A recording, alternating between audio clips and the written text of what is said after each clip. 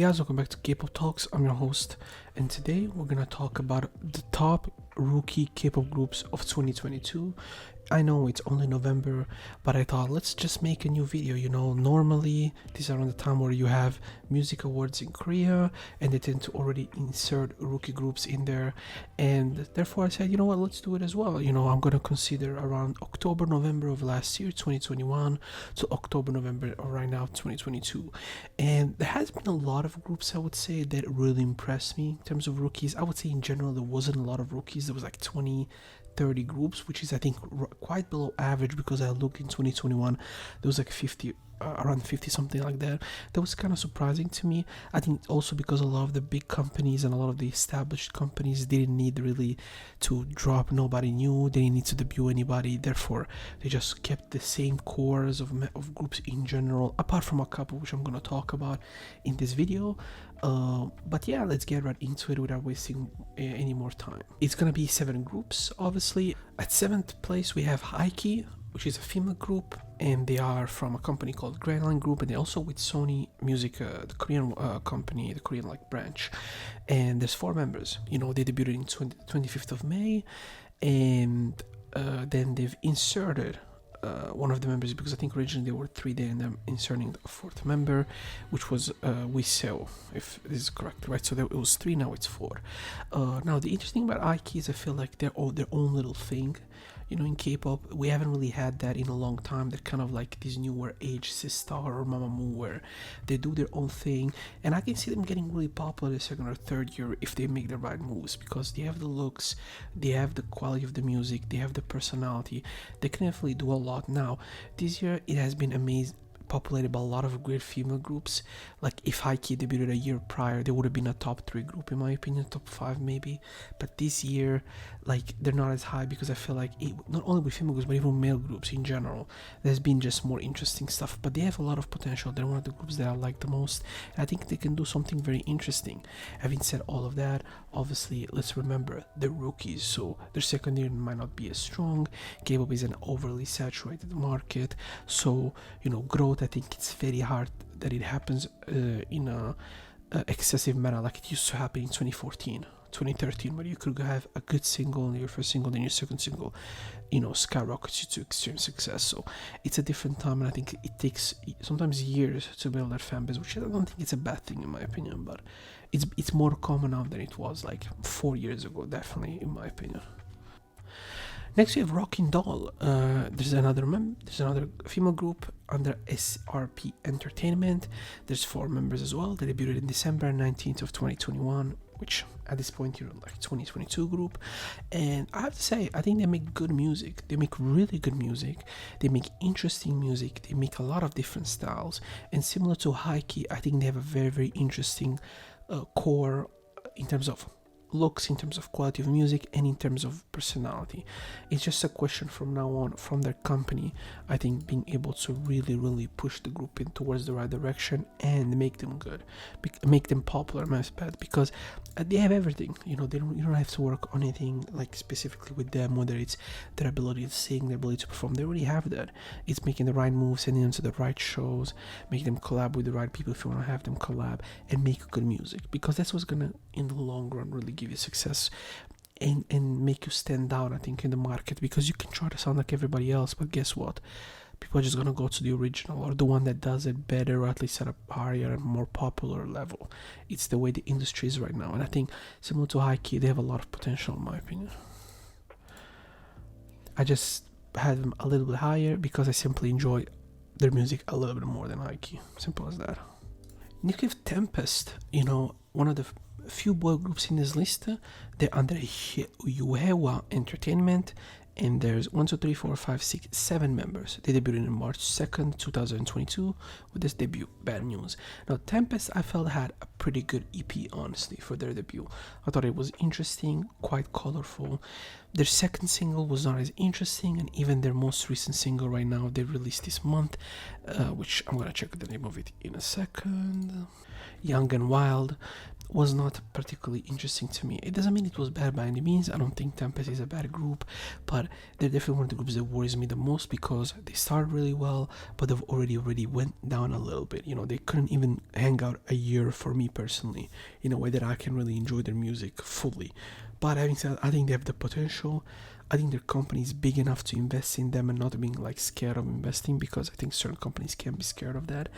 And you know, some of these groups are getting older, so maybe they're gonna get a little bit of the younger fan base. And I think in terms of number, if I can just check for a little second, you know, 200k on their last MV is not bad.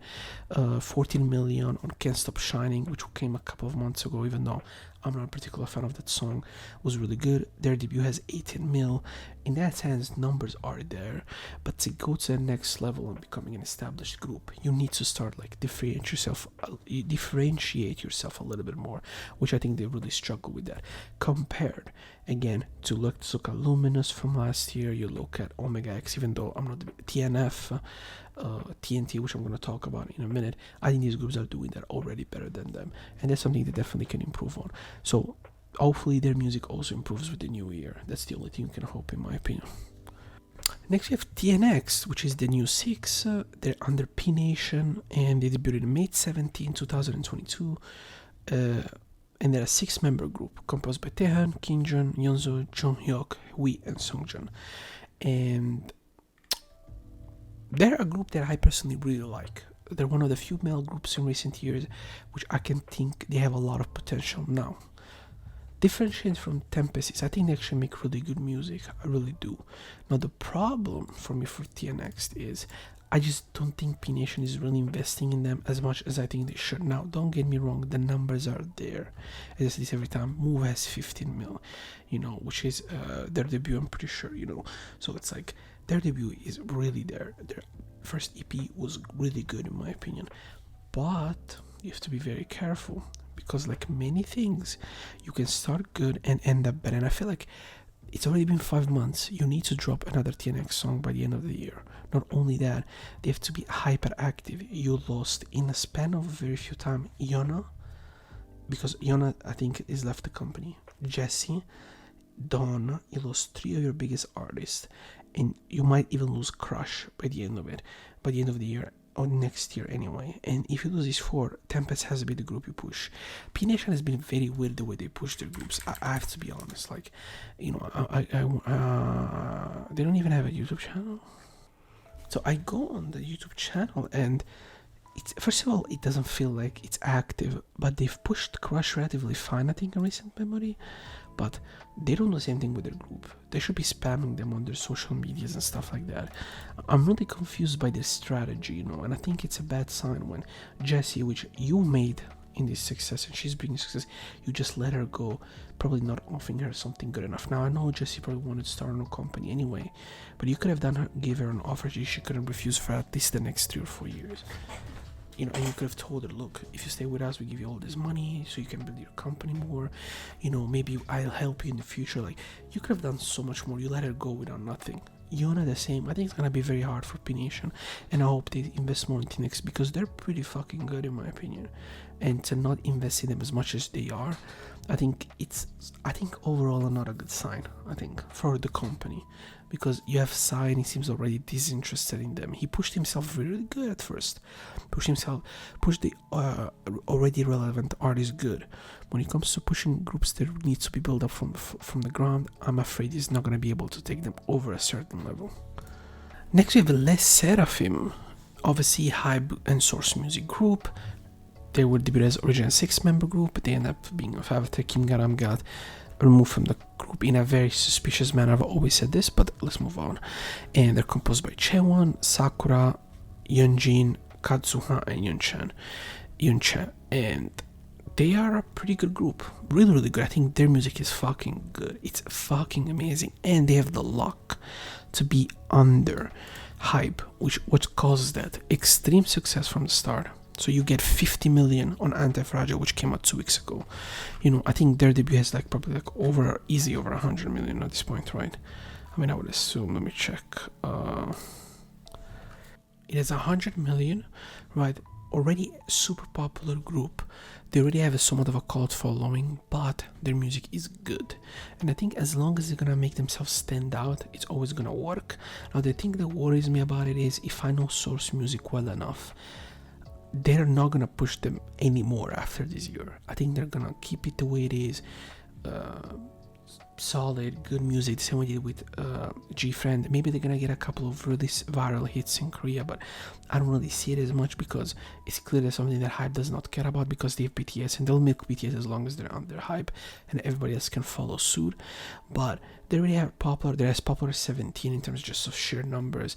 It's gonna be really hard, I think, to convince Source Music to invest more into like the music and like the group aesthetics and stuff like that. They're not gonna care about that. So that is probably the biggest worry I have for Les Seraphim. Apart from that, they're a good group. Hopefully they can stay out of fucking scandals. And yeah, they have the visuals. They have, I think, girls that really stand out in terms of how they look, in the sense that they don't, a lot, not all of them, but I think a couple of them don't look like your typical idol, which is a good thing, I think, because now let me check her name because I'm not gonna remember her name ever. But Chaewon, she doesn't look like your typical idol, I think. You know, I think Sakura Pri surgery didn't, now she does. I think also Kazuha doesn't particularly. Incha, right? So you have girls that really stand out in that sense, and they're all good. They all have personality. They're hyper young, which means you can just milk them for the next 10 years for the younger audiences, which you hope they get, because I think K-pop is not really getting the middle schools as much as they used to, and I think this, especially for female groups, so I think it would be cool if they do that. I think that's something that Hybe is trying to do with this group, definitely, and partially with New Jeans as well.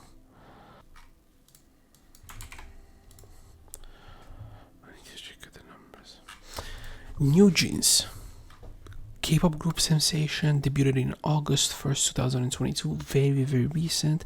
5-member group, and they are a group with Hype, with under Adore, and the members are Minji, Hani, Danielle, Herin, and Yehin. Now, similar things I've said about Seraphim. Very, very original looks, really talented girls, extremely young.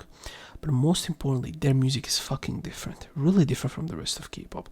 Now, this is a good thing because they stand out, but it's also a very negative thing. Now, compare their numbers to Les Seraphim. Les Seraphim has songs with hundreds of millions of views. They barely hit 30. I think they have one song over 30. Cookie has 24.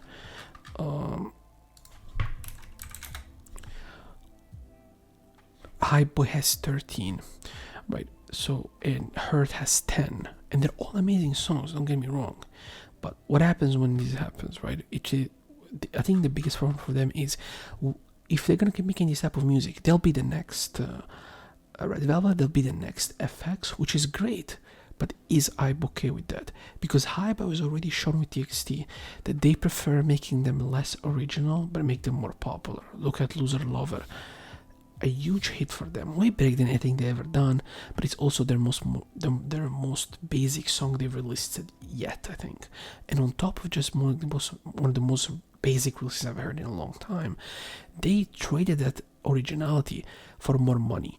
I'm afraid they're gonna do that with New Jeans as well. Now, I don't know if they will, because I know the person that's running the whole concept, I forget her name, I think it's Kim Minji. I think Kim Minji, she used to work with SM. She did a lot of effects and early shiny work, so she's always done that. But I question if Hybe, who has so much money on the plate compared to SM, who values the originality and the artistry of their own individual group, they might not do that. It's just, unfortunately, it's just the reality. Whether people like it or not, I think it's a big reality. Having said all of that, I think New Jeans is an amazing group. They have some of the best songs of the year. If they win Rookie of the Year with Mnet or the Mamas or whatever you want to call them, I don't think there's really much to complain. They're one of the most interesting groups. Probably, like, since what? I mean, like, maybe G-Idol debut. Like, I remember that was really hyped. But, I mean, if I had to go even back, Mamamoo, I remember, like, early G-Friend. I remember FX, like, but we're talking, like, 10, 12, 14 years ago, right? If you're talking, like, recent stuff, I can't think of a group like 2-3 years ago that had a similar like boom from the start. Apart maybe from Giada, but Giada debuted in 2018, I think. So that's already actually 2017. So that's already 5 years ago. Having said all of that, very very good group, and I think very interesting with a lot with I think infinite potential technically, but knowing the genre, knowing the fans, knowing the people, the fact that already, even though with this all attention, everybody's reacting, everybody's talking about them, none of their songs went viral, but they're popular in Korea, which is a good thing, right? At the end of the day, if you're popular in Korea, it's already a great sign for the future, I think, for them. And next, the best rookie K-pop group of the year is Billy. Now, Billy is a group that I swear I don't hear anybody talk about. 7-member girl group under Mystic Story Entertainment, which is the one under SM. Very interesting. This is their first group they've done. Monsua, Suyeon Haram, Tsuki, Sean, Siwoo, and Haruna. Okay, and they have no leader. They debuted in November 10, 2021. Now, the interesting about Billy is, like I said, under Mystic, so under Yui Hall, who was pretty much the part-time owner of the company, and the very interesting is they clearly know what they're doing with the concept, right? Compared to New Jeans, which is more of a aesthetic, they know exactly what they're doing concept. They're doing concept albums, they're doing concept ideas. Their music is fucking amazing. I've rarely heard, honestly, a group which I can argue, if I made a top songs of 2022, which I'm probably gonna release if not next week, the week after, they have probably 4 songs in the top 20, similar to New Jeans, but they have 2 of the best albums of the year. They do, and they have been impressing non-stop. Again, SM mentality, also under Mystic. Quality is always better than quantity, and similar to Red Velvet, if you think about their debuts, even though they were more popular, right, their music was very very good, and it was very very different from other girl groups. Compare early Red Velvet to the groups at the time that were very popular. They stood out extremely well, like a sore thumb, but not in a negative manner though, and that has, I think, translated to them being extremely popular even now. But they were never Twice or Blackpink, because they never sounded overly mainstream. Billy is fucking amazing, and they have a cult following as well. When I look at the internet, when I look at like the numbers and the following, like it's clear that people like them, because anything Billy, you post a picture of a Billy member, that shit gets 40k. Doesn't matter, it doesn't fucking matter, but that's a sign of something, right? Normally that's something you would expect from an NCT member or something. It's the fact that certain chicks post a picture of them and get insane views. Not all the time, but sometimes they do. It's a great sign. Also, they have Musua, which is Moonbin's sister from Astro, which gives them that extra success early on. I think, again, their music is fantastic, and I think as long as SM will keep doing SM things, they'll do better, and I expect them, in fact, in 3 or 4 years to be more popular than New Jeans. I expect them to maybe not be as popular as Les Seraphim, but I expect them to be close to that, because they have everything right, but maybe they'll hit that extreme single, they're gonna get 400 million views, and they'll become the next Mamamoo. You just never know, because as much as I love Mamamoo, yeah, and there's early songs made Mamamoo like ridiculously popular in Korea, because everybody knew this song, young, adult, and old. And when you have these type of songs, you can do anything. Billy, the best K-pop rookie group of 2022, already one of the best groups in the world. Already, if we made the top, which I will make, top 5 groups of 2022, male and female, they might end up being there because they deserve, or at least get mentioned because they deserve to be mentioned. And again, give credit to SM, because making them debut in a smaller company with less pressure, with ability to do what you want, with a solid system that has a lot of artists, entertainers on there that are very happy with what they have, is a good idea. And I think SM doesn't really do that as much. Really good. In fact, I think, like I said, they have that luck that SM does not care much about numbers, but I'm afraid like Hype unfortunately cares more than these other groups from smaller companies. Eventually numbers will start mattering more than anything else. We saw it with XCD latest comeback. You know, of course that's an extreme, but you know, if it happens to them, it can happen to anybody.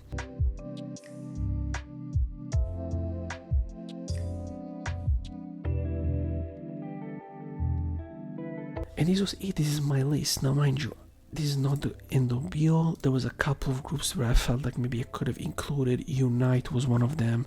I felt like Class Y was one of them, even though they've had a really bad second part of the year. I think Boogaboo was really good.